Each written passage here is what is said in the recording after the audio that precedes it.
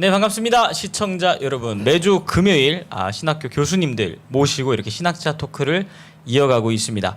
오늘은 7대 명절 그 주제 중에 나팔절 벌써 네 번째 시간이 됐습니다. 다섯 번째 시간. 7대 명절 다섯 번째 시간이 됐습니다. 그래서 나팔절을 주제로 오늘 방송을 진행을 할 텐데요. 오늘 이 시간 이 자리에도 또 김철원 교수님, 또 변순복 교수님, 서유한 교수님, 손원배 교수님 자리해 주셨습니다. 교수님 반갑습니다. 네, 반갑습니다. 네. 그럼 먼저 7대 명절 관련돼서 정광훈 목사님께서 하신 설교를 저희가 한 11분 정도로 요약을 해서 가지고 왔는데요. 먼저 영상 보시고 교수님들의 설명을 들어보도록 하겠습니다. 영상 틀어주세요. 그래서 이 7대 명절은 일단 순서부터 한번 써보면 한번 따라서 합니다. 6월절. 6월절이 첫 번째입니다. 6월절입니다. 6월절. 둘째로 따라서 합니다. 무교절. 무교절입니다. 무교절. 셋째로 초실절. 따라서 합니다. 초실절. 초실절입니다. 넷째로 따라서 합니다. 오순절. 오순절입니다. 오순절. 그 다음이 나팔절입니다. 나팔절. 따라서 합니다. 나팔절.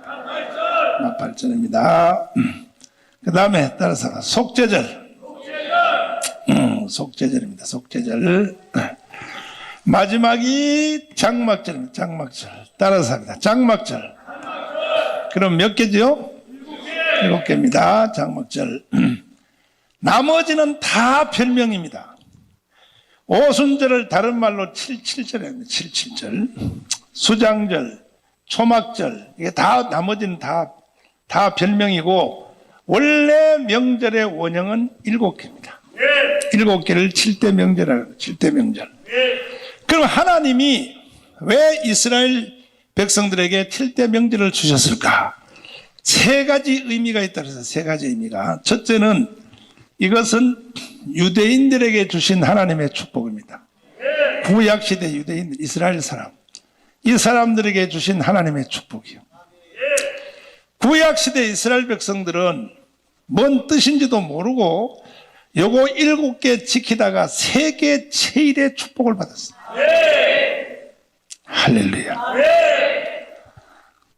이 이스라엘 백성들이 예수님 십자가를 못 박은 죄 때문에 2000년 동안 지구촌의 유럽을 다니며 전 세계 아프리카로 러시아로 쫓겨가서 고생을 했죠. 2000년 동안 말이야. 많은 고난을 당했죠. 2차 세계대전 때 아돌프 히틀러한테 독일에서 유대인들이 살다가 600만이 죽었죠. 목욕시켜준다고 목욕탕에 들어와서 가스를 확 불어넣어가지고 히틀러한테 죽은 사람이 600만. 지금 미국에 살고 있는 주이시가 유대인들이 600만입니다.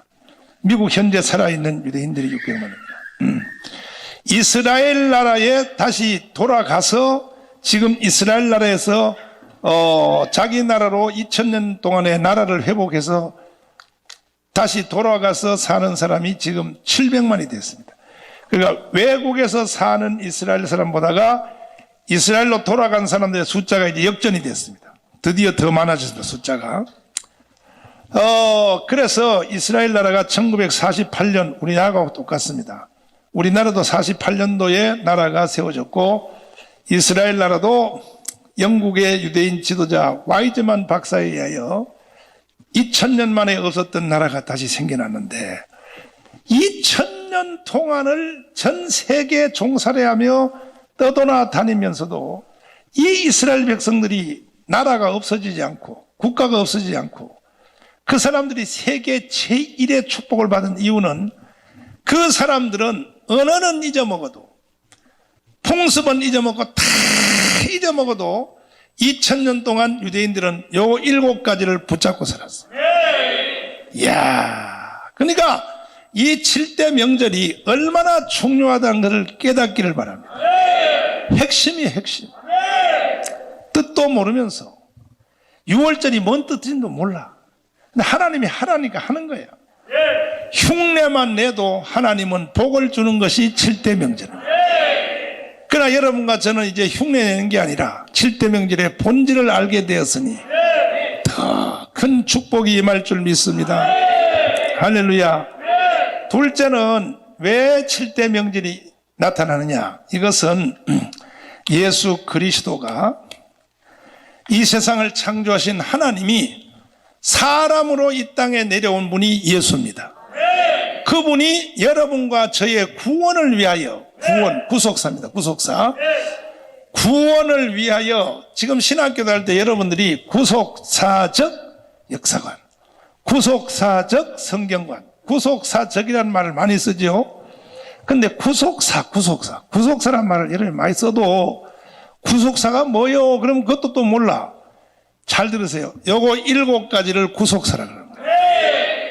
요 7가지를 구속사라는 다른 말로 말하면 구속사인 거예요. 또 다른 말로 말하면 복음이라 그래요. 그 7대 명절에게 붙은 별명이 수도 없이 많아요. 복음, 구속사, 7대 명절 많은데 예수 그리스도가 사람으로 이 땅에 와서 인간의 구원을 위하여 해주시는 큰 7가지의 사건을 하나님은 우리에게 보여주기 위해서 7대 명절을 주신 것이에요. 풀어보면 6월절은 뭐냐? 예수가 이렇게 죽으리라. 따서 죽으리라. 예수가 십자가에 이렇게 죽는다는 거예요. 이게 복음의 첫 단초입니다. 시작이에요. 시작. 두 번째는 뭐냐? 죽고 난 뒤에 무덤에 있으리라. 따라서 무덤에 있으리라. 따라서 부활하리라. 따라서 성령을 부어주시리라. 다시 재림하시리라. 따라서 합니다. 성결케 하시리라. 따라서 천년왕국을 주시리라. 이것이 바로 7대 명절의 의미입니다. 예수 그리스도가 이 땅에 사람으로 와서 하실 7가지의 사건을 보여주기 위하여 주님이 우리에게 7대 명절을 주신 거예요. 우리 주님께 영광의 박수.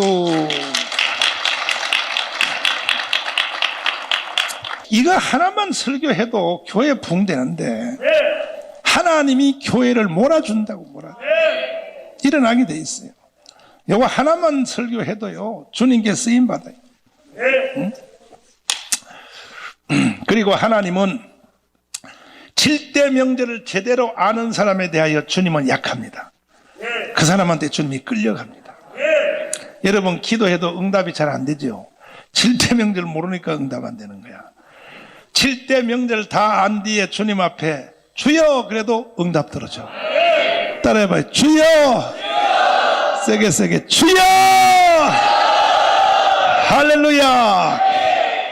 그리고 세 번째는 7대 명절이 왜 나타났냐? 이게 제일 본질입니다. 첫째는 유대인에게 주신 하나님의 축복이라고 그랬죠.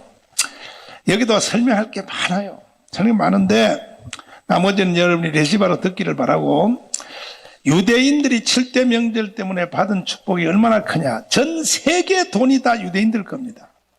그 정도는 다 알고 계시죠. 미국의 헐리우드 전부 유대인들 겁니다. 그리고 이 유대인들이 미국에 600만 밖에 안 사는데도 하버드 대학의 교수 있죠. 하버드 예일 프리스턴 대학의 교수 중에 3분의 1이 유대인입니다. 그런 거 몰랐어요? 세계 제일의 하버드 대학 교수, 기가 막힌 유대인들. 그리고 그뿐이 아니라 노벨상 있죠. 노벨상, 세계 노벨상 있죠. 이 유대인들은 전체 노벨상 딴 전체 사람들의 3분의 1이 유대인입니다. 왜 아멘도 안 하고 여러분, 하도 놀라서 여러분이 지금 숨을 못 쉬는 것 같은데, 그런지 안 그러면 졸려서 그런지 모르겠다. 이 유대인들이 왜 이렇게 하나님의 축복을 받느냐? 요 7대 명절 때문에. 7대 명절 목숨 걸고 지킵니다. 우리 딸 전한나가 미국에서 중고등학교 다닐 때 주이시 학교 다녔어요. 유대인 학교를 다녔단 말이에요. 다녔는데 내가 가끔 전화를 해.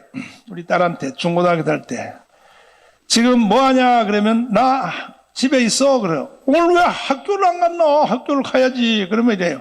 오늘 6월절이야. 또 며칠 전에 왜 학교 안 갔냐 그러니까 오늘 초실절이야. 미국의 유대인들은요, 이 7대 명절날이 되면 직장도 안 가요. 학교도 안 가요. 요거는 목숨 걸고 붙잡고 살아요. 그래서 세계 제일의 축복을 받은 거야. 하나님은 우리에게 모든 걸 다 알고 살기를 원치 않아요. 또 우리가 모든 걸 다 알 수 없다는 것도 하나님은 다 알고 있어요. 근데 하나님이 우리에게 요구하는 게 있어요. 뭐냐? 복음은 알아달라는 거예요. 복음 하나만큼은 알아달라는 거예요. 아멘. 두 손 들고 아멘. 할렐루야. 세 번째는 신약시대입니다. 신약시대. 지금 우리 시대죠. 신약시대의 성도들입니다. 성도들. 여러분과 저의 심령 속에 나타날 7가지의 복음의 축복인데 6월절이 사람 속에 임하면 구원의 역사가 일어나요. 구원의 역사. 무슨 역사요? 6월절은 사람을 구원시키는 능력이 있는 거예요. 무교절은 사람을 성화시켜요. 성화. 뭐 시킨다고요? 그렇죠. 사람을 변화시킨단 말이에요. 초실절은 부활이요. 부활. 우리를 부활시킨단 말이에요. 부활. 부활의 능력이 임할지어다. 오순절이 임하면요, 성령 충만이 임한 성령의 사람이 돼요. 성령의 사람. 아멘. 나팔절이 되면요, 주님이 재림은 안 해도 우리의 심령은 재림신앙을 갖게 돼요. 재림신앙. 아멘. 속죄절이 되면 사람이 아주 깨끗하고 성결하게 돼요. 장막절이 되면 천년왕국을 미리 당겨서 살 수 있어요. 이 땅에서 이미 천년왕국을 누릴 수 있다 이거예요. 아멘. 여러분과 제가 함께 다시 이 7대 명절을 짚어보는 동안에 이 7대 명절이 여러분의 심령과 뼛속같이, 여러분의 혈관 속같이 완전히 젖어들기를 바랍니다.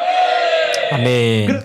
방금 정광훈 목사님께서 이제 실촌 수양관에서 하신 7대 명절로 나타난 그리스도라는 주제의 어떤 개요 정도입니다. 이 개요 정도인데, 첫 번째는 유대인의 명절을 통한 이야기를 진행을 하셨고, 그다음에 그 유대인의 명절이 예수 그리스도의 구속사로 어떻게 나타난 것인지, 그림자가 실체로 어떻게 나타난 것인지, 그리고 세 번째로 그 예수 그리스도의 구속사를 믿음으로 오늘날 성도들의 심령에 어떠한 역사들이 나타나는지에 대해서 쭉 각을 뜨고 설명을 해주셨는데요. 오늘은 5번째 시간, 나팔절이 어떠한, 이 나팔절이라고 하는 절기가 어떤 의미를 말해주고 있으며, 예수 그리스도의 구속사의 이 나팔절은 무엇을 의미하며, 성도들의 심령에 이 나팔절이 이루어지면 어떠한 영적인 현상이 나타나는지 우리 교수님들께 여쭤보면서 오늘도 유익한 시간을 좀 가져보도록 하겠습니다. 오늘도 역시 첫 번째 이제 시간에는 변승복 교수님께 질문을 좀 드리겠습니다. 교수님, 오늘 나팔절이거든요. 나팔절, 제가 알기로는 나팔절 되면 유대인들은 집에서 안 나온다고 들었거든요. 보통 저도 이렇게 듣기만 해서 사실 왜 안 나오는지 이렇게 한 해를 좀 회개하며 돌아본다. 요 정도로만 가볍게 알고 있는데 자세한 설명을 좀 부탁을 드리겠습니다. 글쎄요, 나팔절날 유대인들이 왜 안 나올까요? 그것은 조금 와전된 이야기 같고요. 우리 한번 살펴보도록 하겠습니다. 그럼 먼저 우리 레위기 23장 23절을 한번 보시도록 하겠습니다. 레위기 23장 23절, 여호와께서 모세에게 일러 가라사대, 이제 여기서 이제 또 새로운 7명절을 지금 말씀을 하시면서 다시 새로운 명절로 넘어가는 상태에서 모세에게 다시 말씀을 하시는 것이죠. 그래서 24절, 이스라엘 자손에게 고하여 이르라. 7월 곧 그 달 1일로 안식일을 삼을지니 이는 나팔을 불어 기념할 날이요 성회라 라고 지금 이야기하죠. 자, 여기서 7월 곧 그 달 1일, 자 7월 1일이라는 말이 되겠죠. 그 다음에 25절 보시면은 아무 노동도 하지 말고 여호와께 화제를 드릴지니라라고 말씀했잖아요. 그러니까 아무 노동도 하지 말라고 그러니까 뭐 움직이지 말라고 하는 것으로 착각할 수도 있고 집에서 나오지 말으라고 하는 것으로 생각할 수도 있는데 이것은 그 말이 아니고요. 여기 보시니까 분명히 뭐라고 그랬어요? 화제를 드릴지라. 이제 제사 화제라는 말은 여러분들 잘 아시죠?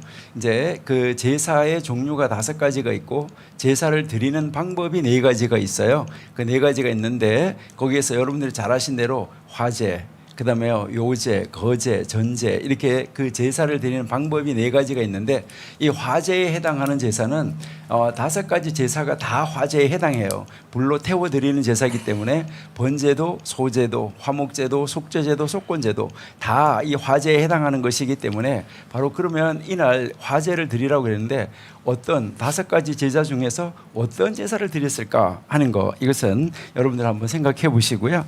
그러면 또 우리 민수기 29장 1절부터 잠깐 한번 보실게요. 민수기 29장 1절 7월에 이르러는 그달 초 1일에 성회로 모이고 아무 노동도 하지 말라. 이는 너희가 나팔을 불 날이라. 2절 너희는 수송아지 하나와 수양 하나와 1년 되고 흠없는 수양 7을 여호와께 향기로운 번제로 드릴 것이며. 자, 그러니까 아까 화제가 무슨 제사인지 여기서 나오는 거예요. 향기로운 번제로. 그러니까 이제 번제로 짐승을 태워서 드리는 향기로운 번제로 드려라. 앞에 이제 이제 제사로 드릴 제물의 종류가 나와 있죠. 그다음에 3절. 네. 또 소제로 고운 가루에 기름을 섞어서 쓰되 수송아지에서 에바 10분의 1 3이요. 그다음에 수양에는 에바 10분지 2요. 다음에요. 4절 어린 양 7에는 매 어린 양의 에바 10분지 1을 드릴 것이며. 자, 여기까지가 지금 뭔가요? 이제 앞에서 번제 했잖아요. 번제를 태워 드려야 됐었고 여기에서 이제 소제를 또 태워 드려야 되는 거예요. 번제와 소제가 아울러서 드려졌다 하는 것을 알 수가 있겠죠. 그다음에 5절 보세요. 또 했잖아요. 그죠? 너희를 속하기 위하여 수염소 하나로 속죄제를 드리되. 자, 여기 또 속죄제를 드리라고 이야기하고 있어요. 자, 6절 보세요. 6절. 자, 월삭의 번제와 이제 이 월삭의 번제라는 말은 매달 초 하루에 드리는 제사잖아요. 월삭이 매월 1일 날 드리는 제사인데 그러니까 매월 1일 날 또 그 월삭 예배로 번제가 있었다는 것이죠. 그러니까 그 번제와 또 그 소제와 상번제, 이 상번제라는 말은 아침 상번제, 저녁 상번제는 매일매일 드리는 제사예요. 그 소제와 그 전제 외에 그 규례를 따라 향기로운 화제로 여호와께 드릴 것이니 매일매일 드리는 제사, 다음에 월삭 제사 이거 드리는 제사 빼놓고 그 이외에 또 그 외의 규례를 따라서 향기로운 화제를 더 드려라 라고 지금 말씀을 하고 있는 것입니다. 이것을 저희들이 한번 바라볼 수가 있어야 되는데 여기에서 이제 여러분들이 보셨을 때 7월 그달 초 1일이라고 그랬는데 7월 1일이에요. 그러면은 이 7월 1일이 나팔절인데 여러분들이 조금 이해를 하실 수 있도록 도와드리기 위해서 달력에 대해서 조금 이야기를 드려야 될 것 같아요. 먼저 이제 그 유대인들이 쓰고 있는 달력은 우리가 쓰고 있는 태양력과는 다르다는 것을 다 아시고 계십니다. 여기 성경에 나오는 달력은 음력이에요. 그러니까 태양력을 쓰는 것은 이집트에서 태양력을 썼었고 우리나라가 태양력의 영향을 받은 것은 일본 사람들의 영향력을 받은 것이죠. 그들이 다 태양신을 섬기기 때문에 그런 것이죠. 자, 그런데 하나님께서 이제 달력이 있었댔는데 원래 쓰고 있었던 달력이 있었다는 거예요. 그러는데 이제 그 달력을 새로운 달력으로 바꾸어 주십니다. 자, 한번 보실게요. 출애굽기 12장 2절. 네. 자, 출애굽기 12장 2절에서 이 달로 너희에게 달의 시작 곧 해의 첫 달이 되게 하고. 자, 그러니까 원래는 이 달이 1월이 아니었었는데 이제 1월로 바꾸어 준 것입니다. 그러니까 달력이 새로운 달력이 하나가 생겼다는 거예요. 그래서 이제 출애굽기 12장 2절에서 최초의 유월절 때, 그러니까 최초의 유월절 때 하나님이 이스라엘 백성을 구원하면서 구원하신 그 달을 1월로 바꿔준 거예요. 말하자면 우리가 1945년 8월 15일 날 해방했는데 이 8월을 1월 2월로 바꾸어서 이제는 이달을 우리 사실 1월 달로 하자 하는 것과 똑같은 거예요. 그러니까 원래 1월이 아니었었는데 1월로 바꿔준 거예요. 그러니까 이게 원래는 니산월인데 니산월이 민간력으로는 7월이었었어요. 그런데 이 7월을 1월로 바꾸어 준 거, 이것을 민간력이라고 이거를 종교력이라고 그래요. 그러니까 지금까지 쓰고 있었던 달력을 민간 행정력 이렇게 이야기를 하는 것입니다. 자, 그러면은 이제 7월이 1월로 바꿔졌기 때문에 이제 쭉 넘어가면 종교력으로 1월, 2월, 3월, 4월, 5월이 되는데 5월이 되면 5월 9일 날이 무슨 날이었었냐면은 예루살렘 성전이 무너진 날이고 이제 1차 그러니까 제1성전이 무너진 날이고 그다음에 이제 586년에 무너졌고 AD 70년에 디토스 장군에 의해서 다시 제2성전이 무너진 날이 그 5월 9일 날이었었어요. 그래서 여러분들이 성경 읽으면 5월에 금식하지 않을 수 있느냐라고 이야기를 하는데 이때부터 시작을 해서 아부월 9일부터 시작을 해서 여러분들이 잘 아시는 이제 우리가 다음번에 공부하게 될 속죄일까지가 60일입니다. 이때까지가 기간이 이제 이 60일이 만들어지게 되는데 이제 그 60일 동안을 무엇을 하게 되냐면은 이제 이들이 이제 60일간의 회개가 있어지는 거예요. 그러니까 예루살렘 성전이 무너진 날부터 그렇게 하는데 거기에서 60일에서 또 20일간은 이제 이 아부월 동안에 5월 동안에 20일은 특별하게 기도를 또 하고 그다음 새롭게 이제 그 6월 1일이 되면 6월 1일에서부터 7월 10일 대속죄일까지 40일을 회개의 40일 이것은 전 국가적으로 하는 날입니다. 그리고 다시 이제 7월 1일 30일이 지난 다음에 7월 1일 이 7월 1일이 나팔절이잖아요. 이 나팔절부터 7월 10일까지를 경외의 날, 두려움의 날 이렇게 해서 하나님을 경외하고 하나님을 예배하는 날 그렇게 하면서요. 이때가 회개의 절정을 이루는 거예요. 그러니까 하나님 앞에서 회개의 절정 열흘을 이제 최선을 다해서 하나님 앞에 기도를 하는 것이죠. 그런데 이 날이 무엇을 의미하느냐 하는 것인데요. 바로 아까 달력을 이제 새롭게 바꾸어 준 달력이 7월이 1월이 됐자 그랬잖아요. 자, 그러니까 지금 여기에서 나팔절이 들어있는 7월이라고 그랬는데 이 7월은 종교력으로 7월이에요. 그러면 이 달이 민간력으로는 몇 월이 될까요? 이 달이 민간력으로는 1월이 되는 거예요. 그러니까 이 민간력으로 1월이 되기 때문에 바로 7월 1일 나팔을 불어 기념하라고 그랬는데 요 7월 1일이 유대인들의 설날이에요. 왜냐하면 민간 행정력으로는 1월 1일이기 때문에 그러니까요. 이 나팔절 날이 유대인들의 설날이기 때문에 유대인들은 로쉬 하셔나라고 그래요. 그 해의 머리가 된다. 이렇게 이야기를 하고 그 해부터 이제 새로운 이제 1년을 시작을 하는 거예요. 요즘에도 해가 바뀌는 것은 바로 요 날에 바뀝니다. 그러니까 민간 행정력으로 바뀌기 때문에 이제 우리가 7월이라고 하는데 민간 행정력으로는 1월이기 때문에 그래서 지난 9월 26일 날이 5783년으로 해가 바뀌었습니다. 그리고 오늘이 5783년 오늘 티슈리월, 오늘이 1월. 바로 이제 여기 우리가 쓰는 종교력으로는 7월 19일이에요. 그러니까 7월 19일이니까 4일 전에 초막절이 시작이 됐어요.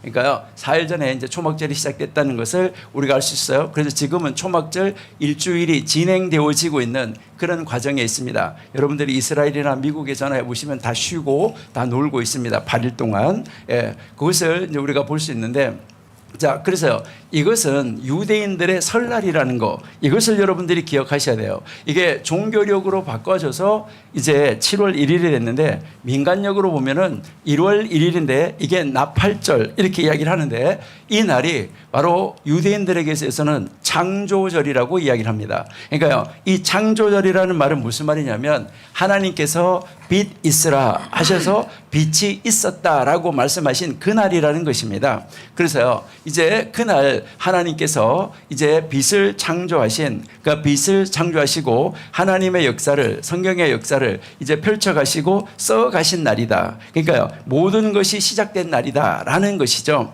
그래서 이날 이제 하나님과 이제 이 1년이 지날 때마다 이스라엘 백성들에게 있어서는 하나님과 인간 사이, 하나님과 사람 사이에 특별한 관계를 강조하는 날이다라고 이야기를 합니다. 그리고 하나님께서 우리의 창조자가 되신다. 그렇게 이제 고백을 하고 또한 창조하신 것으로 끝나는 것이 아니라 우리의 보존자가 되어 주신다. 그리고 우리의 의지의 대상이 되신다. 지난해 1년도 지켜주셨고 다시 1년도 우리에게 허락하여 주시고 새해를 허락하여 주시면서 우리와 끝까지 함께 하실 것이다. 이것을 하나님 앞에 고백하면서 나팔을 불면서 그들이 이제 온갖 화제를 다 드리는 그런 날입니다. 그리고 이제 그들이 말하기를 우리가 하나님의 세상에서 그분의 존재를 느끼도록 하시는 그 날이다라고 이야기합니다. 그렇기 때문에 이제 이 날이 창조절인과 동시에 이제 이 나팔을 불며 예수님께서 다시 오셔서 새로운 한나라의 세계를 새롭게 펼쳐 가실 날을 바로 대망하고 기념하고 기다리는 그 날이라는 것이죠. 바로 이 나팔절에 예수님께서 나팔을 불고 이제 천사장들과 함께 다시 오시는 그 날을 이제 대망하면서 내다보면서 그들이 새로운 한 해가 펼쳐지는 것처럼 이제 새로운 세계가 새로운 하늘나라가 펼쳐질 것을 기대하는 그 날이라고 우리가 생각을 할 수 있습니다. 그렇게 해서 이 로시 하샤나는 바로 이 설날은 세상의 모든 피조물이 하나님 앞에 지음을 받은 것에 대해서 다시 한번 감사하고 나는 하나님으로부터 왔다는 것을 선포하는 날이라는 것이죠. 그래서 예수님이 이제 신랑이 되셔가지고 이제 우리를 다시 데리러 오실 때 그 다시 데리러 오셔서 우리를 데려가시는 그 날이 바로 이 나팔절을 바로 그 날이 아닐까 이것을 우리가 생각을 하는 것이죠. 그래서 현재 그러나 그 날은 아무도 모른다라고 말씀을 하셨는데 왜 아무도 모른다라고 했을까? 이것은 나중에 여러분들이 이스라엘 사람들의 혼인 예식을 보시면은 알 수 있습니다. 이스라엘 사람들이 그 혼례를 지키는 절차를 보시면은 왜 예수님이 다시 오신다고 신랑이 우리를 데리러 다시 온다고 했는데 왜 그날은 아버지만 아시고 신랑도 모를까? 이것은 여러분들이 그 이스라엘 백성들의 지금 현재도 이스라엘 사람들의 바로 그 혼인 그 절차, 혼인 풍습을 보면은 아세요. 여러분들이 한번 시간이 되시면은 재미없는 영화지만은 이제 가나 혼인 잔치라는 영화를 한번 보시면은 그 의미를 여러분들이 아마 깨달을 수가 있을 것입니다. 그리고 이제 천상에서 이때 이제 무엇을 하냐면 하늘나라에서 살 사람과 죽어야 할 사람, 가난하게 될 사람과 부하게 될 사람, 떨어질 자와 일어설 자, 이 사람들이 누구라는 것이 이 날에 선포되어진다. 그러니까요, 이것은 예수님이 재림하셔서 재림으로 올라서는 것을 우리에게 가르쳐 주고 있습니다. 그래서 온 천하 만물의 왕이신 하나님이 모든 일을 다스린다라고 바로 선포하는 그날이라는 것을 우리에게 가르쳐주고 있습니다. 그렇기 때문에 바로 이 로시 하샤나에는 어떤 일이 있었는가라고 우리가 이제 한번 이야기를 하는데 이 로시 하샤나에 나팔을 불어야 되는데 나팔을 부는 10가지 이유가 있는데 이날은 세상을 창조한 날이다. 새해의 시작이다. 그리고요 시내산에서 신적 경험을 한 날이다. 바로 이제 이 신적을 경험을 한 날이고 선지자들의 영감적 메시지가 있었고 또 이제 이 이삭을 번제로 드린 날이 바로 이 날이다. 아브라함이 이삭을 번제로 드린 날이 바로 이 날이라고 이야기를 하고 있습니다. 그렇게 하면서 이달은 이제 그 하나님 앞에서 이 의식을 하는 그 모습을 우리가 볼 수가 있는데요. 이들이 가장 이제 중요하게 여기는 그 의식은 이제 그 느헤미야 8장 1절을 한번 읽어보겠습니다. 느헤미야 8장 1절. 예, 이스라엘 자손이 그 본성에 거하였더니 7월에 이르러는 모든 백성이 일제히 수문앞 광장에 모여 학사 에스라에게 여호와께서 이스라엘에게 명하신 모세의 율법책을 가지고 오기를 청하매라고 이야기하고 있는데 7월에 이르렀다는 말이 7월 초하루를 이야기를 하는 것입니다. 그래서 이때 여기서 아브라함이 바로 로시 하샤나의 독자 이삭을 바치고 지정된 장소로 또 가는 도중에 사탄이 아브라함을 그 이제 제사를 드리러 가는 것을 못 드리러 가도록 막았었는데 아브라함이 이제 하나님이 힘을 주셔가지고 그 모든 사단을 이겨내고 가서 바쳤다라고 하는 그것을 이날 이제 이 느헤미야 때 에스라가 바로 그 그렇게 했던 그 날이 오늘이라고 그 이야기를 하고 하나님이 창조하신 날이 오늘이라고 이것을 이제 이야기를 하면서 우리에게도 이제 이 성전과 성벽이 완전하게 재건되어져서 하나님의 나라가 재건되어졌다는 거예요. 그러니까 재건되어져서 하나님의 나라, 이 하나님의 도성이 새롭게 펼쳐지고 우리가 새로운 세계를 열어갈 수 있는 날이 되었습니다. 이것을 선포한 날, 그날 이제 이 느헤미야 8장 1절에서 에스라가 이게 선포했다는 것이죠. 그래서 이제 이 유대인들은 바로 이 날에 이제 성경을 읽는데 무슨 성경을 읽으냐면은 이제 창세기 22장 그 그러니까 아브라함이 아들 이삭을 바쳤던 사건, 그리고요 또 창세기 21장을 읽는데 이 21장에서 하나님이 사라를 기억을 하셔서 이제 새로운 그 아들을 주셔서 이제 새로운 세계를 펼쳐 간다는 거, 이것을 이제 그들에게 가르쳐 줬다는 것을 느끼면서 그들은 바로 이 나팔절에 이제 창세기 21장과 22장을 읽으면서 하나님은 우리에게 날마다 새로운 해를, 그러니까 우리가 1년마다 하나님 앞에 내가 새롭게 1년을 허락받는 것으로 그렇게 이제 기념하면서 그들이 전체 화제를 드리면서 살아가고 있는 것을 우리가 볼 수가 있습니다.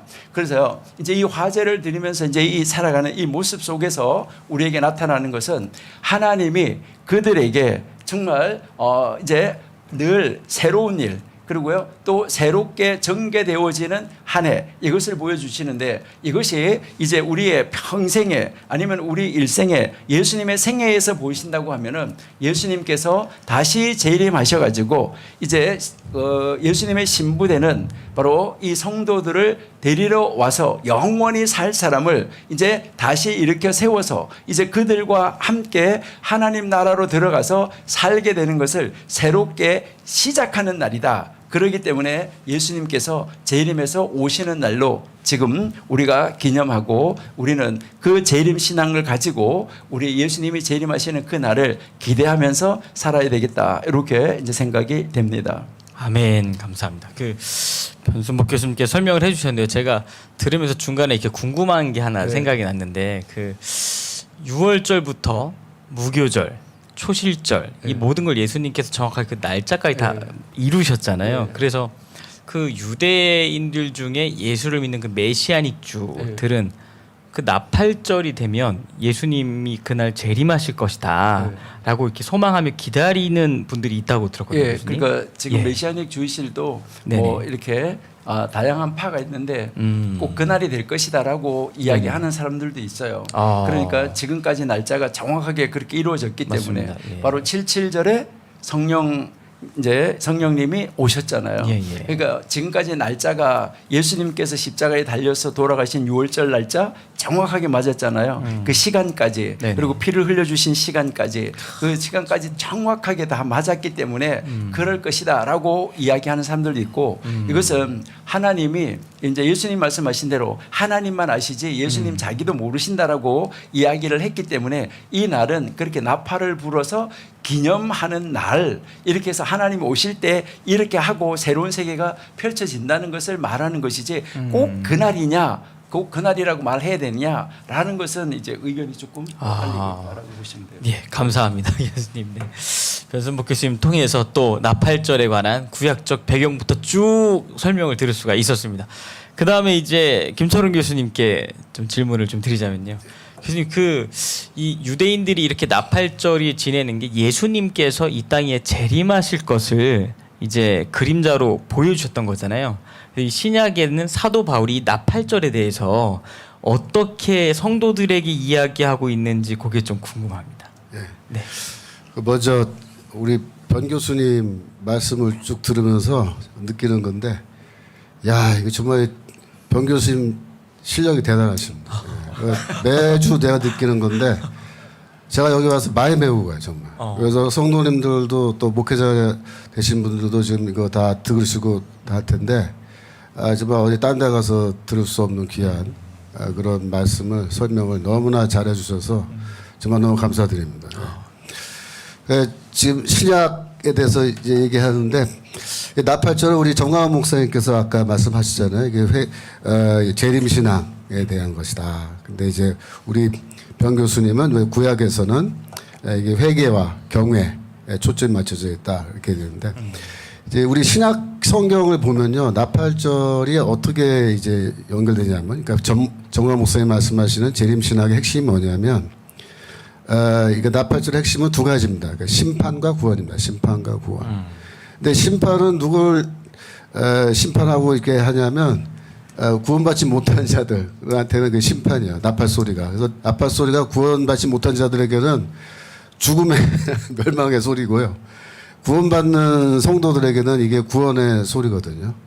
우리 민수기 10장 9절. 잠깐 볼까요? 민수기 10장 9절 보시면 거기에도 이제 그 전쟁에 나갈 때 이렇게 하라 그랬는데 읽어보면 또 너희 땅에서 너희가 자기를 압박하는 대적을 치러 나갈 때는 나팔을 울려 불지니 그리하면 너희 하나님 여호와가 너희를 기억하고 너희를 대적에게서 구원하리라. 그러니까 하나님이 이스라엘을 괴롭히고 그 죽이려고 덤벼드는 주의 백성을 죽이려고 덤벼드는 그 적들을 그 전쟁에 함께 나와서 함께 싸워주셔서 그들을 다 그냥 심판해서 다 망하게 하고 이스라엘을 구원하겠다 그러는데 그 나팔 소리가 나팔절이 그들에게는 뭐예요?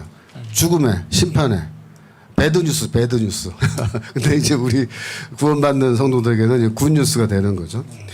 원래 이 나팔절, 이 나팔 소리에 대한 거는 마태복음 24장 29절, 마태복음 24장 29절. 예수 그리스도께서 이미 분명하게 말씀을 해주셨죠. 그래서 보면은 그날 환난 후에 즉시 해가 어두워지며 달이 빛을 내지 않으며 별들이 하늘에서 떨어지며 하늘의 권능이 흔들리리라. 30절 그때 인자의 징조가 하늘에서 보이겠고 그때 땅의 모든 족속들이 통곡하며 그들이 인자가 구름을 타고 능력과 큰 영광을 온 것을 보리라.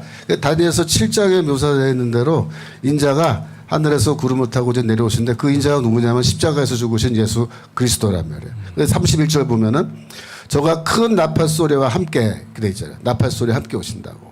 그래서 예수께서도 물론 이제 그날이 나팔절 그날 바로 그 유대 달력에 따라서 그날에 오실 것인지 안 올 것인지 우리가 알 수 없지만 하여튼 그날에 오신 날에 무조건 천지가 진동하는 큰 나팔 소리가 울릴 것이다. 그래서 저가 택하신 자들을 하늘 이 끝에서 저 끝에서 사방에서 다 모으셔서 이제 구원을 하신다는 거예요. 하지만은 그 순간에도 구원받지 못한 자들은 뭡니까? 다 심판받고 멸망당하는 겁니다. 사도 바울이 얘기하는 거를 우리가 데살로니가전서 4장 14절입니다. 14절부터 볼 수 있는데 이 바울이 살전 4장 14절, 살전 4장 14절, 살전. 사도 바울이 이제 데살로니가 교회 성도들의 질문에 대답을 하는 대목인데. 종말에 어떤 일이 일어날 것이냐라는 것에 대해서 질문받고 이제 대답하는데 14절 우리가 예수에 죽었다가 다시 사심을 믿을진다 이와 같이 예수 안에서 자는 자들도 여기서 자는 자들은 이제 죽은 자들이라는 뜻이죠. 하나님이 저와 함께 데리고 오신다. 그래서 신앙을 갖고 죽은 자들은 이제 하늘에서 이제 대기하고 있다가 재림하실 때 그리스도께서 함께 데리고 오신다. 15절 우리가 주의 말씀으로 너에게 이것을 말하노니 주 강림하실 때까지 우리 살아남아 있는 자도 자는 자보다 결단코 앞서지 못하리라. 16절 주께서 호령과 천사장의 소리와 하나님의 나팔로 나팔이란 말 나오죠. 진이 하늘로 쫓아 강림하시리니 그리스도 안에서 죽은 자들이 먼저 일어나고 그래서 부활의 그 순서가 먼저 죽은 자들 신앙을 갖고 먼저 죽은 분들이 먼저 부활하고 그리고 나서 살아있는 우리가 부활의 몸을 입는 그런 변화가 차후에 일어나게 된다라고 이제 바울이 분명하게 그 순서를 이렇게 얘기하고 있는 거죠. 그래서 이 종말에 일어나는 그 순서, 즉 종말의 순서라 그래요. 이 종말의 순서가 구체적으로 나와 있는 것이 고린도전서 15장이에요. 우리가 참고로 고린도서 15장을 보시면 22절입니다. 15장 22절.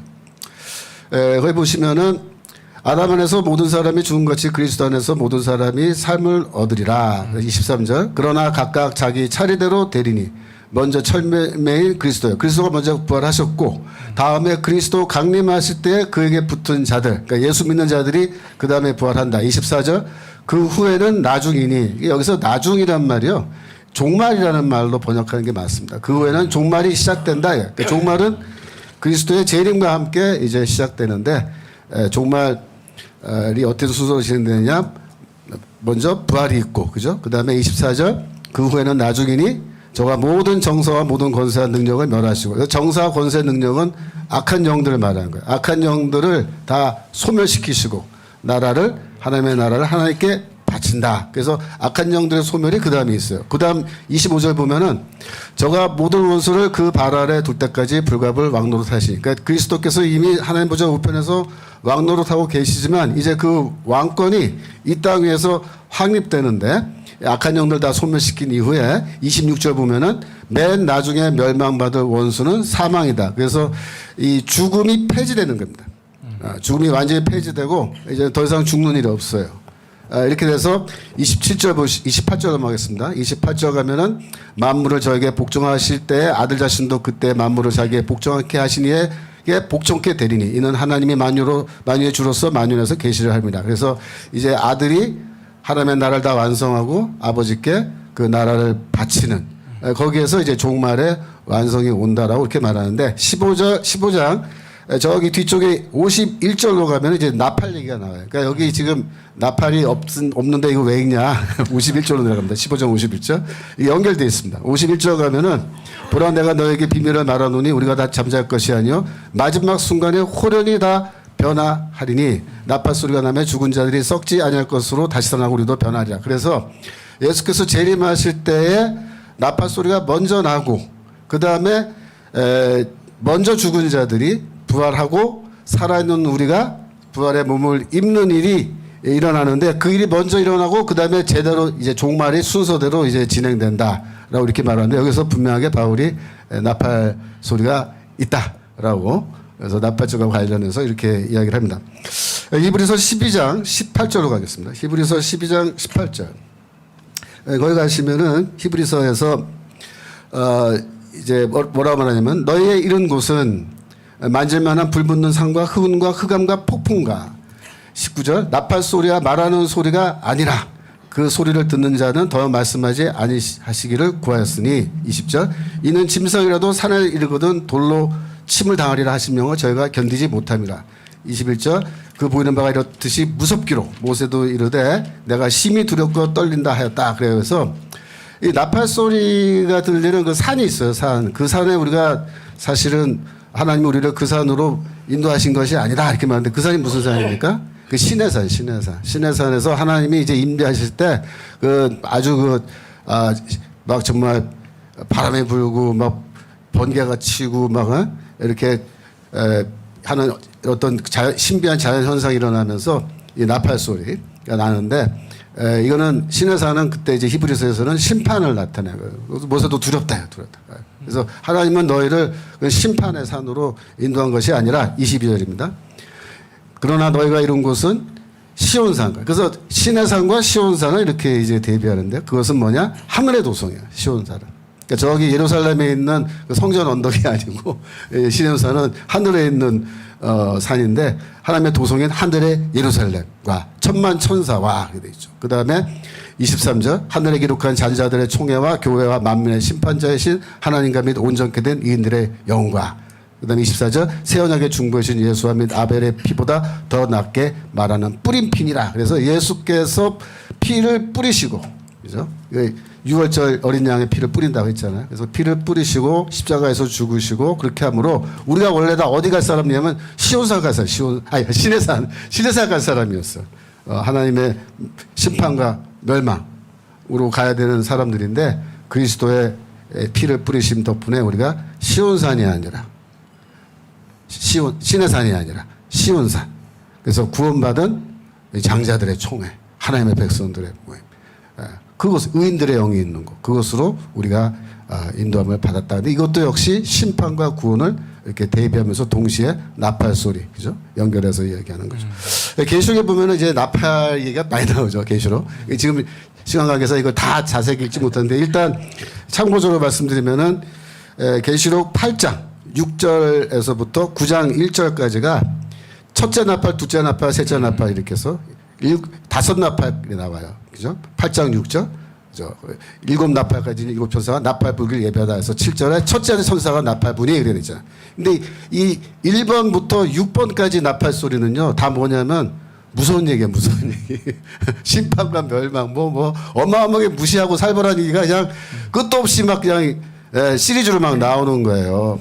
그래서 이제 6번째 나팔이 어딨냐면 9장 13절에 나옵니다. 9장 13절.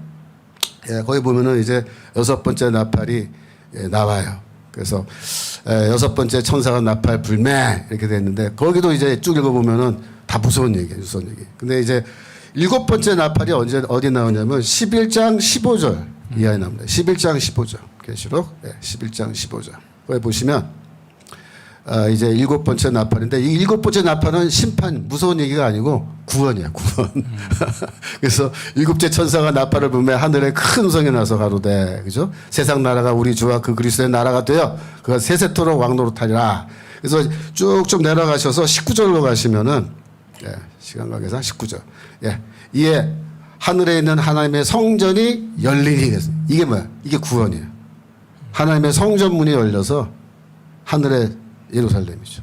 하늘의 도성 예루살렘. 거기 우리가 들어가는 겁니다. 성전 안에 하나님의 언약궤가 보이고 번개와 음성도가 내성과 지진과 큰 우박이 있더라 그랬는데 이제는 더 이상 우리에게는 그런 무시무시한 심판 이게 일어나지 않는다. 그래서 이 나팔절이라고 하는 거는 사실 좀 어떻게 보면 이중적이죠. 어떤 면에서 보면은 이 나팔 소리가 멸망받는 자들에게는 이게 이제 도망가야 돼요. 짐 싸고 도망도 못 가요. 그냥 꼼짝없이 이제 심판받고 죽는. 그래서 이게 정말 배드뉴스 중에 배드뉴스인데 똑같은 나팔 소리가 구원받은 성도들에게는 우리 주님이 이제 오신다. 이제 우리가 부활하고, 그죠?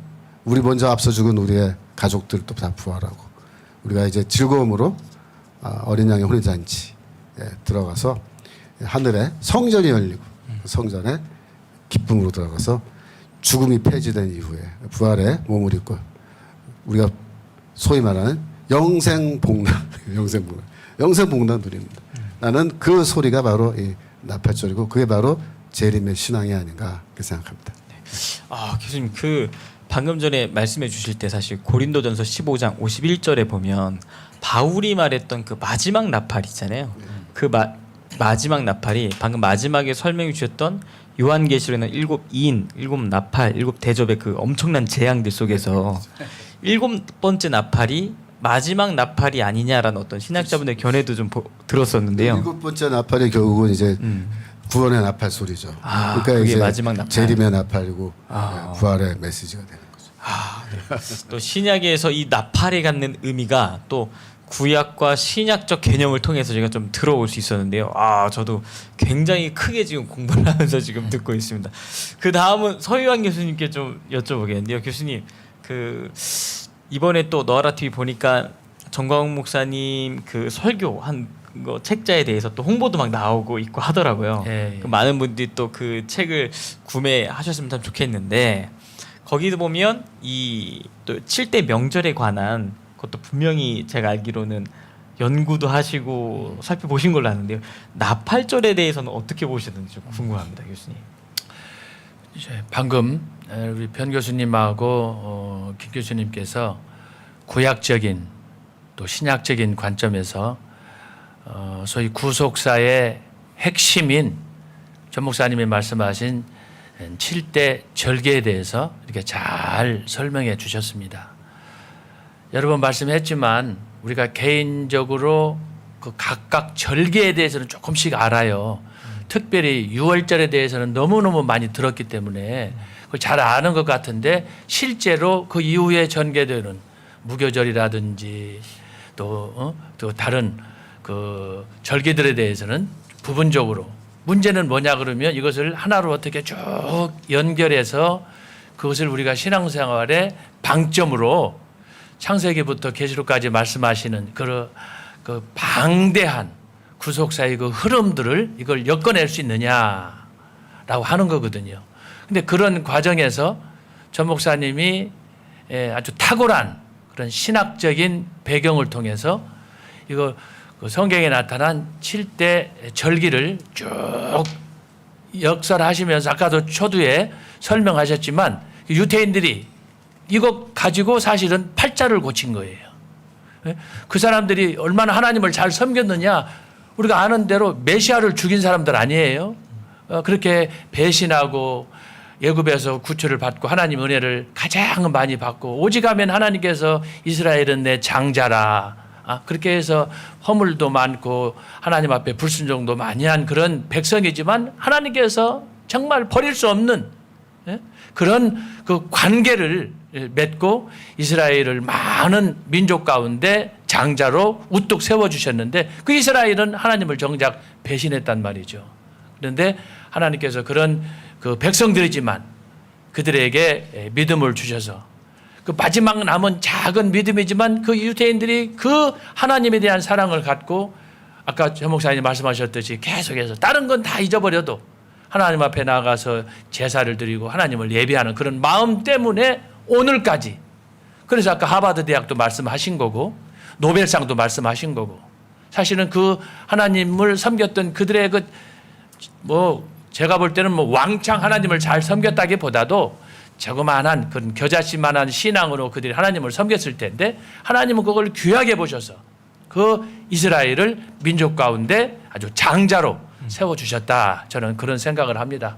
그런 그 뜨거운 열정이 전 목사님에게 나타났기 때문에 오늘 문재인 정권 당시에 그런 어려운 과정에서도 경복궁에서부터 지금까지 한 4년 동안 이렇게 그 비가 오나 눈이 오나 이것을 쭉 집회를 해 오셨는데 그 중심에 그 마치 유태인들이 하나님을 사랑하는 그런 충정에 아주 그 간절함이 있었듯이 전 목사님에게 어떻게 하면 이 예수 한국과 복음 통일을 통해서 하나님께 이 나라를 이렇게 헌상할 수 있느냐 이런 마음이 있었기 때문에 사실은 시작은 미약했지만 오늘날 우리 광화문 이 광장에서 거행되는 매 주말마다 이 대형 집회는 진짜 한국이 진동할 정도로 하나님께서 크게 은혜를 베푸셨다고 저는 믿습니다. 그런 면에서 처음에는 저도 방관자였고 좀 멀찍이 있었던 그런 사람이었지만 지금은 전 목사님 중심으로 알고 또 그분이 앞장서서 나가면서 보여지는 그 행동을 보고 교회를 사랑하는 마음 또 민족을 사랑하는 마음 뭐 단순히 이 정도가 아니잖아요.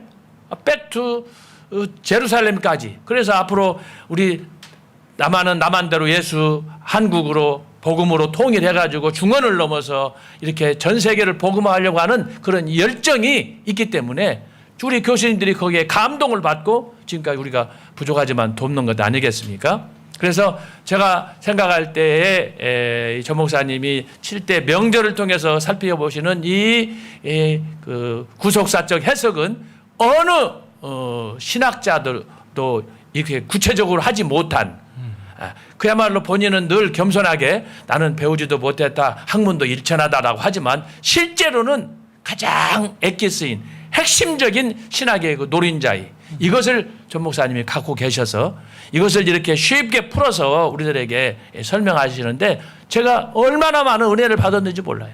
진짜 정말 은혜를 많이 받고 매 주일마다 사랑제일교회에서 하고 있는 그 주일 예배 또 성령의 나타남을 통해서 주시는 그 말씀들 시리즈로 설교로 보통 이게 교수들이 시리즈를 설교하고 또 이렇게 대형 집회에 나가서 하는 것이 사실 부담되는 거거든요. 그런데도 불구하고 전 목사님이 그 일들을 주도적으로 아주 압도적으로 아주 이렇게 해 나가시는 걸 보면 정말 이 전 목사님은 하나님이 준비하셨다. 그 생각밖에 나지 않습니다. 여러분 비가 오나 눈이 오나 광화문에서 그 많은 사람들을 모아놓고 그 열정을 태우면서 그 하시는 거 보시면 몸도 불편한 가운데 이건 아무나 할 수 있는 것이 아닙니다. 하나님께서 그분에게 특별한 헌신할 수 있는 그런 마음도 주시고 은혜도 주시고 또 열정도 주셨기 때문에 누구도 갈 수 없는 그 광야의 길을 전 목사님이 가시고 그래서 사실은 그 결과로 지난 3월 9일 날 정권 교체도 여러분이 얼마나 기도하면서 열망했습니까? 근데 하나님께서 그걸 이루셨지 않습니까? 바로 그것은 전 목사님께서 기도하고 앞장서서 헌신하고 했던 이 애국운동, 이 복음운동의 결과가 결국 우리가 모두 즐거워할 수 있는 기뻐할 수 있는 그런 결과로 주어졌다라고 생각을 합니다. 그러면서 오늘 주제가 바로 우리가 생각하는 것처럼 나팔절인데 이 나팔절을 제가 우리 앞에서 말씀하신 변 교수님이나 김 교수님 주신 말씀을 생각하면서 저는 교회사 쪽으로 간단하게 한 2마디만 제가 정리를 하려고 합니다. 첫 번째로 중요한 건 뭐냐 그러면 이 7대 절기의 핵심은 뭐냐? 전 목사님이 구속사적이라고 말씀하셨는데 그 중심에는 하나님이 저와 여러분을 사랑하는 언약이 핵심입니다. 하나님께서는 그렇기 때문에 아까 제가 말씀했지만 이스라엘 백성들이 그렇게 배신하고 불순종하고 하나님 앞에 대항하고 했지만 가장 많은 사랑을 받은 이스라엘이 하나님을 대적한다. 여러분 이거 이해할 수 있는 부분이에요? 여러분이 혹시 그런 경험 있지 않습니까? 내가 애정을 쏟고 사랑을 하고 정성을 쏟아서 모든 걸 줬는데 나를 배신하는 사람 누굽니까? 나를 가장 서운하게 하는 사람 누굽니까? 때때로 가까이 있는 자식들이잖아요. 그럴 수가 있어요. 그런데 오늘 마치 그와 같이 하나님의 사랑을 받았던 그 이스라엘 백성들이 하나님을 배신하고 하나님을 이렇게 원망하고 했을 때 하나님이 그들을 끝까지 지키셨는데 그런 과정에서 이스라엘이 용서받는 길이 뭐냐? 하나님께 나가는 길이 뭐냐? 7대 제사예요. 그 7대 제사의 핵심이 결국 저와 여러분을 죄와 사망으로부터 구원하는 것인데 그것은 뭐냐? 그분이 나도 그분을 몰랐을 때 사도 바울이 에베소서 1장에서 말한 것처럼 만세전에 저와 여러분을 예정해서 당신의 자녀를 삼았기 때문에 그 특권을 저희들이 누리는 거라고 저는 믿습니다. 정말 그래서 하나님의 은혜를 생각하면 우리는 입이 100개, 1000개가 있어도 아무 말을 할 수가 없어요. 벙어리예요, 벙어리. 이 은혜를 다 어떻게 갖겠어요? 그래서 찬송가에도 만입이 내게 있으면 찬송가도 나오잖아요. 아무리 우리가 감사하고 찬양해도 하나님의 은혜는 다 갚을 수 없다.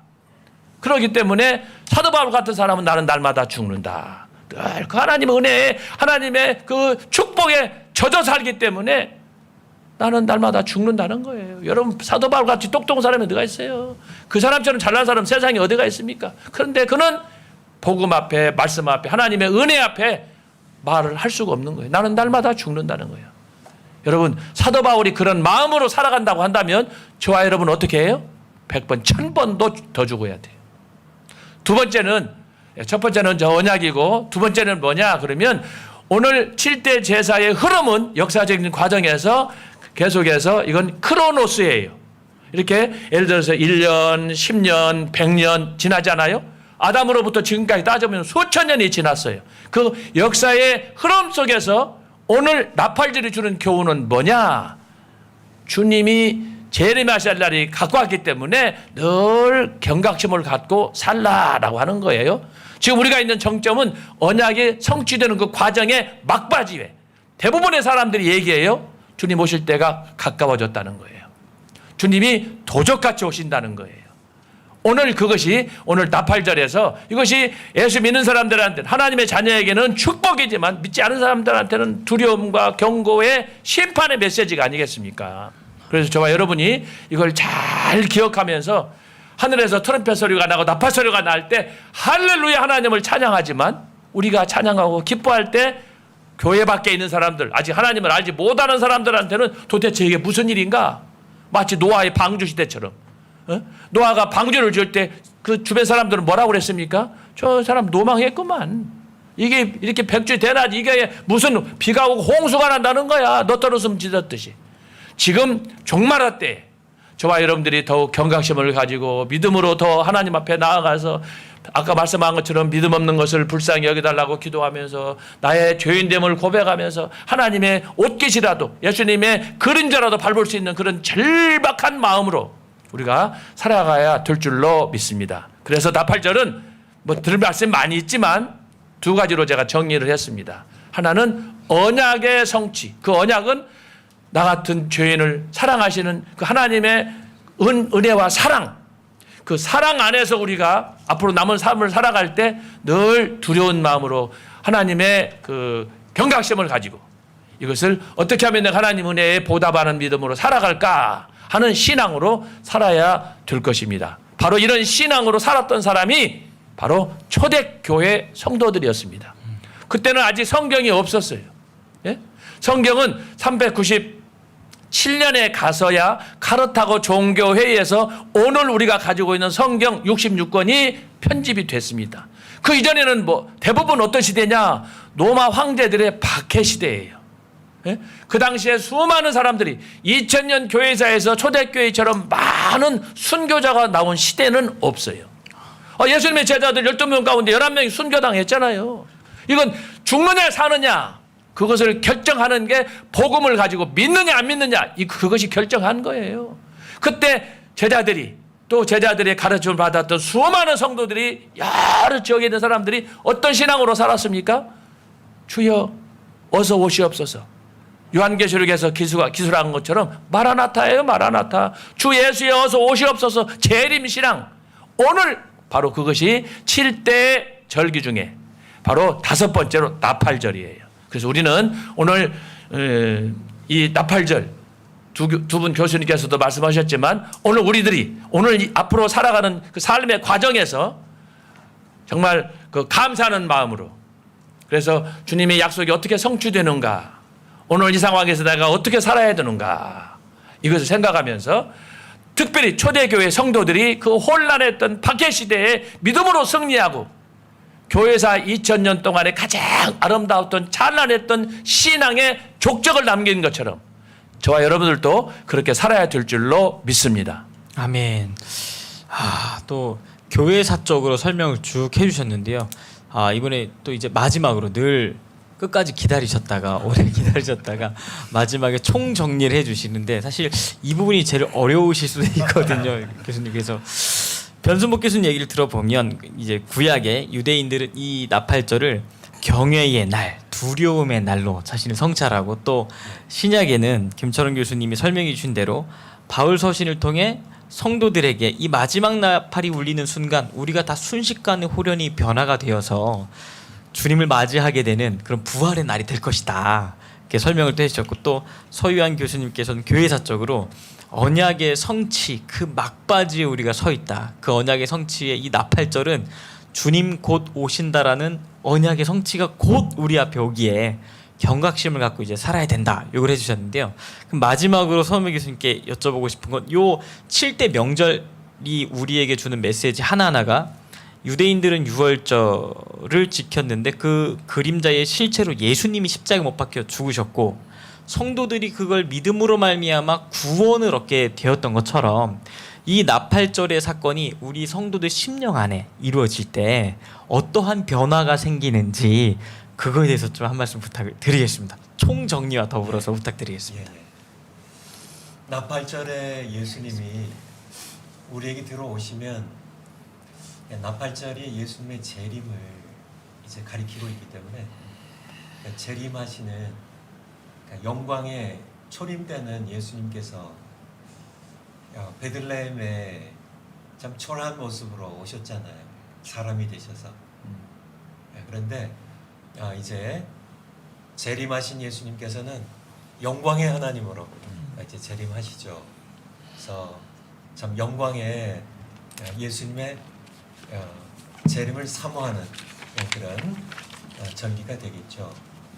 좀 앞서 귀한 우리 세 분 교수님들 말씀해 주셨는데 좀 요약해서 좀 말씀드리면 하나님께서 영광의 모습으로 하나님 원래 영광의 하나님이시잖아요. 초림 때는 예수님께서 정말 구유에 놓으신 아기의 모습으로 모든 영광 내려놓으시고 오셨는데 하나님께서 영광의 모습으로 강림하시는 하늘에 계신 하나님께서 강림하신 사건이 성경에 2번 언급되어 있어요. 2번입니다. 한 번은 6월절 있었고요. 출애굽해서 시내산에서요. 시내산에서 하나님께서 영광의 모습으로 이제 강림하시죠. 영광의 모습으로 강림하십니다. 그래서 출애굽기 19장, 20장에 나와 있는데요. 그리고 또 한 번 영광의 하나님께서 영광의 모습으로 강림하시는 그 사건은 아직 이루어지지 않았는데요.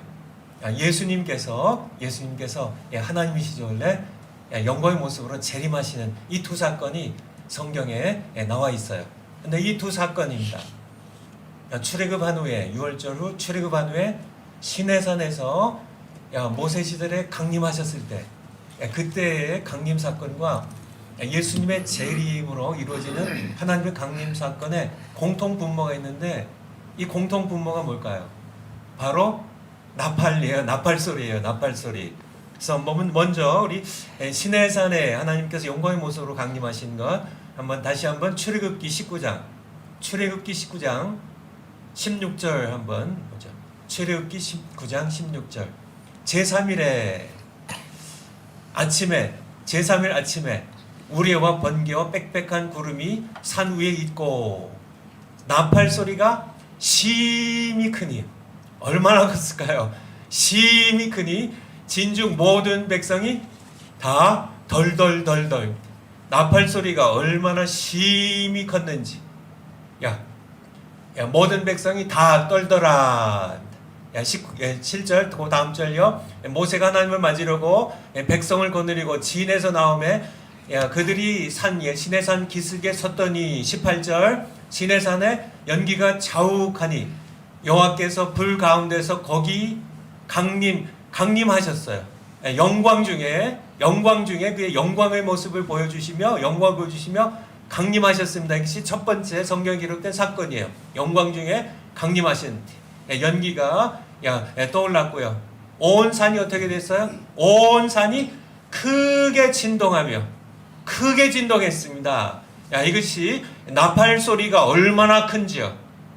백성들이 덜덜덜덜 떨었고 온 산이 크게 진동하며 19절에 나팔 소리가 점점 커질 때 모세가 말한즉 하나님이 음성으로 대답하시더라 라고 말씀하고 계세요. 20장으로 가보겠습니다. 출애굽기 20장 18절 출애굽기 20장 18절. 요 사이에 십계명이 있고요.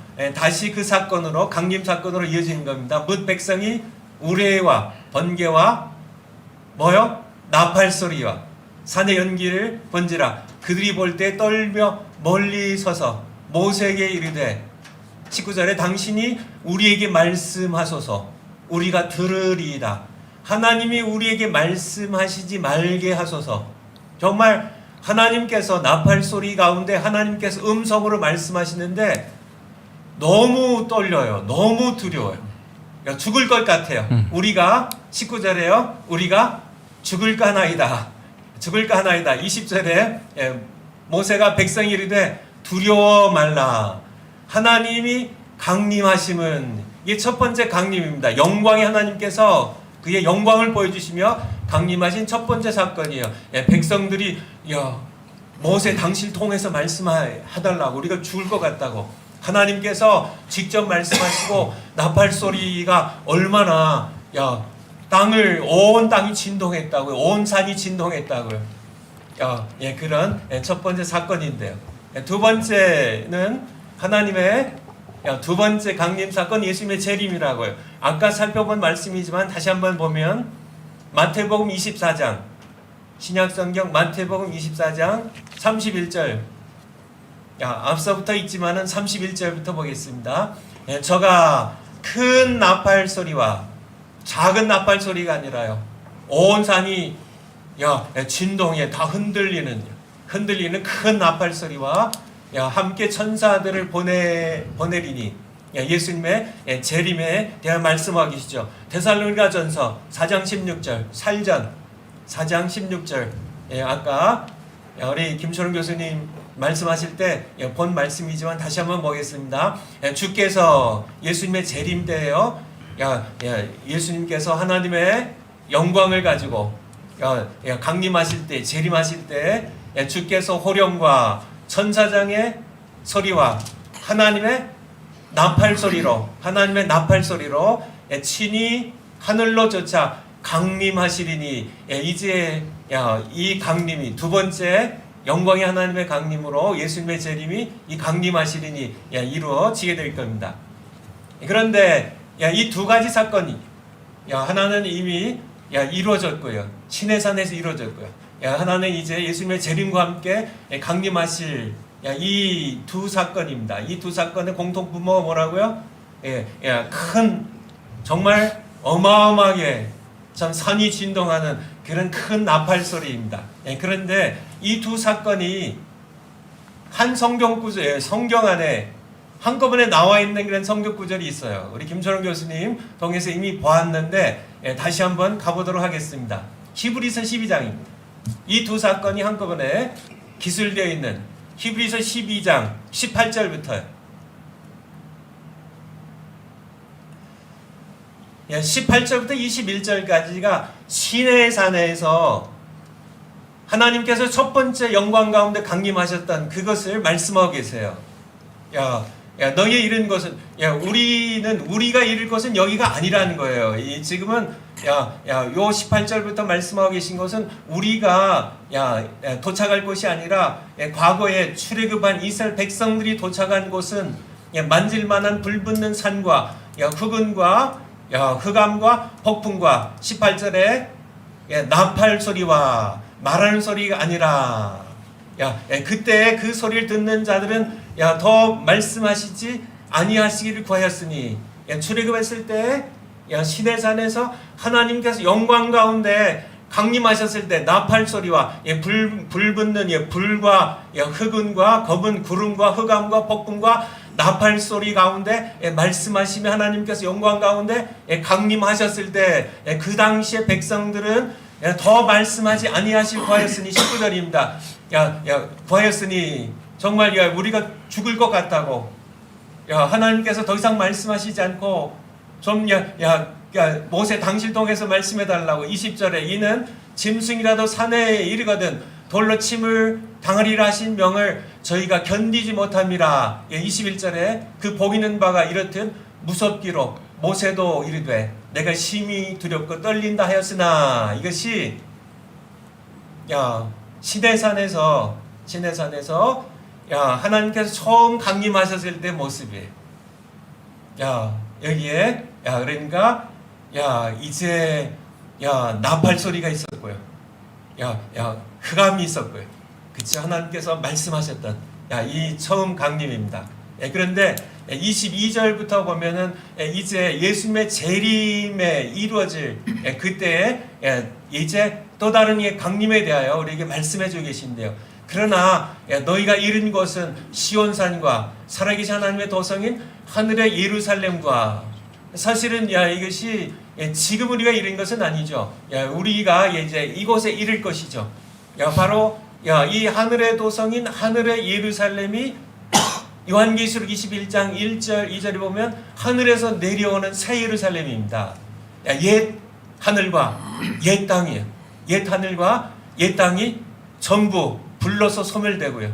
새 하늘과 새 땅에 하늘에서 내려오는 거룩한 성 새 예루살렘, 우리가 바로 이곳에 이를 겁니다. 이곳에 이를 거예요. 조금 더 내려가서 26절로요. 그때에는 그 소리가 처음 시내산에서 출애굽한 후 시내산에서 강림하실 때에는 그 소리가 큰 나팔 소리가 땅을 온 산을 진동하였거니와 이제는 약속이 하사되 내가 또 한 번 땅만 아니라 이제 또 한 번 강림하셔서 이제 진동케 하는데요. 땅만 진동하는 게 아니라 하늘도 진동하리니, 땅만 아니라 하늘도 진동하리니. 그래서 옛 땅이 다 흔들려서 무너지고요. 옛 하늘이 진동해서 불에 타서 없어지는. 내가 또 한 번입니다. 다시 하나님께서 영광 가운데 강림하셨어요. 옛 땅과 옛 하늘 진동해서 다 무너뜨릴 것이라고요. 27절에 이 또 한 번이라 하면 하나님의 영광의 강림이 또 한 번 있을 것이라 하시면 진동치 아니한 것을 영전케 하기 위하여 진동치 아니한 나라가 거룩한 성 새 예루살렘입니다. 이렇게 나팔 소리나 이것에 의하여 이렇게 흔들리지 아니하고 진동치 아니하고 무너지지 아니할 그 나라를 우리가 받는데요. 바로 이것을 영전케 하기 위하여 진동할 것들. 시내산에서 하나님께서 모세 시절에 강림하셨을 때 진동했던 이 옛 땅입니다.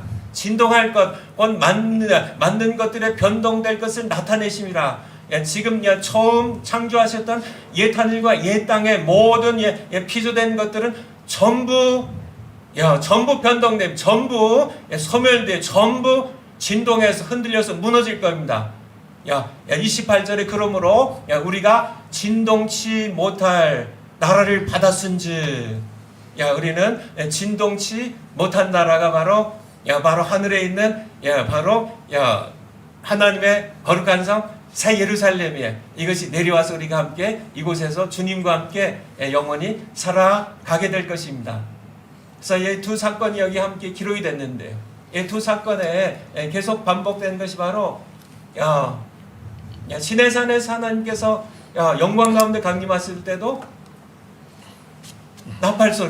나팔소리입니다.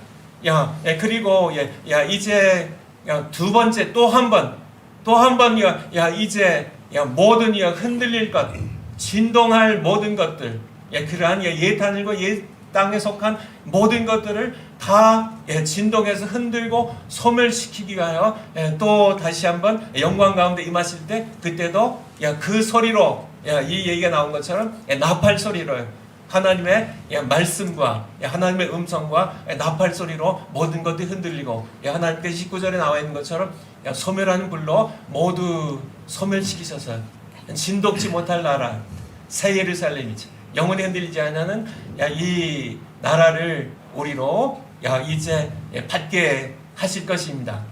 좀 이제 정리해서 좀 말씀드리면, 히브리서 10장 36절, 히브리서 10장 36절.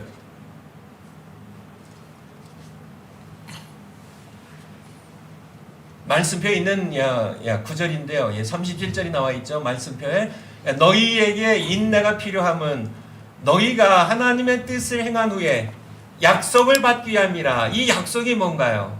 쉽게 말씀표에 의거해서 말씀드리면 이 약속은 새 예루살렘이에요. 그러니까 옛 하늘과 옛 땅은 하나님께서 영광 가운데 천사장의 나팔 소리와 함께 임하실 때 흔들릴 모든 것들, 옛 창조에 속한 모든 것들은 다 무너지고요, 다 불러서 소멸되고요. 이제 두 번째 또 한 번 이제 영광 가운데 강림하실 때 우리가 약속을 받기 위함이라. 37절에 잠시 잠깐 오면 오시리가 오시리니. 이것이 두 번째, 하나님께서 이제 영광 가운데, 초림은 영광을 비워놓고 오신 것이고요. 두 번째입니다. 첫 번째는 시내산에서의 모세시대에, 두 번째 이제 예수님의 재림이죠. 영광 가운데 이제 예수님께서 영광의 모습으로 재림하실 겁니다. 강림하실 거예요. 오시리니 지체하지 아니하시리라. 우리는 다시 오실 예수님, 이제는 영광 가운데 심판의 주님으로 우리에게 오시고, 우리는 참 예수님 재림과 함께 우리는 부활해서 영원히 새 예루살렘에 살아갈 것입니다. 끝나기 전에 말씀표 한번, 말씀표요. 다시 한번 올려주세요. 올려주세요. 7대 명절로 나타난 그리스도입니다. 그래서 유월절, 무교절, 초실절, 오순절까지 사실 이 네 절기는 뭐 7절가 매년 있는 절기지만은 예수님의 구속사의 구속사로 인류의 역사를 본다면, 이제 유월절, 무교절, 초실절, 오순절까지는 이미 성취되었어요. 이제 나팔절부터는 이제 앞으로 성취될 거예요. 이게 나팔절입니다. 그래서 우리가 정말 나팔절 우리가 함께 하나님의 말씀을 함께 들으면서요, 예수님의 재림을 사모하면서요, 우리가 살아가면서 정말 우리가 오순절에 예수님으로 구원받고요, 무교절에 예수님 통하여 내 자아파사가 되고 성화의 길을 걸어가게 되고요, 내가 정말 초실절에 예수님, 부활하신 예수님 내가 모시고 살면서 내 삶이, 내 영이 부활이 되고요, 오순절 예수님 내 안에 오셔서 내가 성령세를 받았는데 그런 가운데도 우리는 시련 가운데 살아갑니다. 세상에 고난이 있어요, 참 아픔이 있어요, 핍박이 있어요, 시련이 있어요, 여러 가지 죄의 유혹들이 있어요. 이런 세상 살아가면서 우리가 인내로서 우리가 정말 영광 가운데 다시 오실 예수 그리스도를 사모하며 기다리는 그런 재림 신앙을 갖는 말씀표 있는 것처럼 히브리서 10장 37절이 나팔절 그가 맨 밑에 나와 있는데요. 예수님의 재림을 사모하면서 살아가시는 여러분 모두 되시기를 주님의 이름으로 축원을 드립니다. 아멘. 오늘 또 교수님 네 분이 이렇게 아주 명쾌하게 구약 그리고 신약, 교회사 그리고 우리 성도들이 살아갈 심령의 파트별로 자세하게 설명해 주셨는데 사실 교수님들마다 시간이 굉장히 부족하셨을 것이라는 생각이 많이 듭니다. 그래서 원래는 설교학교 때도 변선복 교수님이 6월절을 설교를 하시면 뭐 몇 주간 걸쳐서 이렇게 원래 설명을 하시는데 이걸 15분 안에 설명하고자 하니 아마 정리하시는 게 쉽지가 않으셨을 것 같아서 잠깐 마지막으로 좀 보충 설명을 하고 5분만 좀 부탁을 드리겠습니다, 교수님. 네. 네, 이제 오늘 우리 김철원 교수님이 참 언제나 좋은 말씀으로 우리에게 많이 가르쳐 주시는데요. 이제 아까 말씀하신 대로 그 나팔이 어떤 것이냐 했을 때 이 원래 유대인들의 설날에 나팔을 부는데 이때 이 유대인들의 설날에 이것은 꼭 말씀을 드려야 되겠다는 생각이 드는데요. 시간이 없어서 아까 못 드렸는데 행위의 책, 생명의 책 이 두 권의 책이 이 로시아샤나 바로 이 설날에 열려진다고 합니다. 이 나팔절에 이것이 열려지면 이제 그때 이 생명의 책으로 내 이름이 거기에 올라가 있는 것을 다시 한번 확인을 하고 나중에 영원히 하나님과 함께 살게 되는 것을 이야기를 하는 것이고 이 행위의 책에서는 그동안에 이제 잘못한 거 이런 것이 있으면 이때부터 회개해서 바로 10날 10일이 되면은 대속죄일에 온전하게 죄 사함을 받도록 그때까지 이제 회개하면서 가는 날이라는 것을 가르쳐 주는 것이죠. 그래서 이제 계속 지금 말씀하셨었는데 이제 살 자와 죽을 자 이날이 이제 심판의 날로서 이제 상급의 부활 또 하나는 심판의 부활 이렇게 가지는 것인데요. 바로 이 온천하 만물의 왕이 되신 분이 온천하 만물을 주관하시는 분이 바로 이제 지으신 자도 하나님이요 주관하시는 자도 하나님이요 새롭게 열어가실 자도 하나님이시다. 이것을 가르쳐 주는 것입니다. 그래서 이제 이 나팔은 대부분 이제 어떨 때 불려졌느냐면 왕이 이제 그 왕의 즉위식 때 이것이 부러지는데 이 왕을 세우는 자도 왕을 폐위시킨 자도 하나님의 주관자라는 것을 가르쳐 주고 그다음 이제 이 첫 번째 남자 아담과 첫 번째 여자 하와가 이제 회개한 날이 바로 이날 이제 회개하고 하나님 앞에 돌아와야지 되는 것을 촉구하는 날이라고 이야기를 합니다. 그리고 이 이제 나팔을 부는데 이 어떻게 나팔을 부느냐라고 이야기를 할 때 이 나팔을 부는 방법이 6가지가 나오고 마지막에 7번째가 나오는데 이것이 아까 그 김철원 교수님이 말씀하신 대로 6번째 나팔까지가 심판이고 7번째 나팔이 이제 거기에서 온전하게 하나님께서 모든 것을 회복시키는 날이다라고 이야기를 하는데 여기에서 이제 첫 번째 나팔이 불 때 유대인들도 이제 첫 번째 나팔 그 나팔 이름이 다 있어요. 뭐 드루와 트키아 슈팔 이렇게 해가지고 다 그런 이름이 있는데 이것을 가지고 우리가 이야기를 하면서 그 의미를 하나씩 찾아 들어가면 굉장한 의미가 있다라고 생각이 됩니다. 그래서 첫 번째는 울부짖는 소리와 같아라고 이야기를 하는데 이거 애통하는 소리에서부터 이제 시작을 하고 있는 것을 볼 수 있어요. 그다음에 이제 그 고통하는 소리로 나가고 그다음에 이제 하나님께 주권을 올려 바치는 소리가 나가고 그다음에 이제 우리 이사야 27장 13절 한번 보실게요.